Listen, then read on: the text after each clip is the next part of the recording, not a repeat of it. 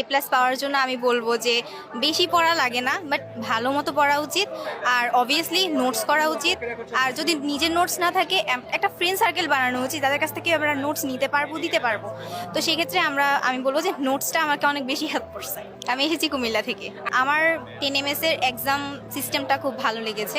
আর হচ্ছে আপনার পড়ানোটা, ওটাতে আমার বেসিক ক্লিয়ার যেটা ছিল না ওটা হয়ে গেছে, প্লাস এক্সামের কারণে আমার MCQর একটা যেই বিশাল ফারাক্কা হয় ওটা হয়নি আমার এত বেশি। প্রতিদিনের যে ক্লাসগুলো থাকে, লাইফগুলো, এগুলো মেনটেন করার জন্য যদি কখনো রেকর্ডেড মানে করতে হয়, যদি লাইফ ছুটে যায়, সেটা যাতে দ্রুত কভার করে ফেলে। আর যেই এক্সামগুলো হয় প্রতিদিন, সেটা যাতে প্রতিদিনই দেয়।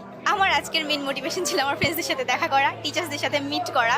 কারণ এতদিন স্ক্রিনে দেখেছি, এবার একটু দেখার সুযোগ হচ্ছে। ওভারঅল এক্সপিরিয়েন্স আলহামদুলিল্লাহ অনেক ভালো। এবং টিচারদের সাথে যখন কথা বলতে পারছি, তাদের ব্লেসিংস পাচ্ছি, এটা অনেক বেশি আমাকে মোটিভেট করছে।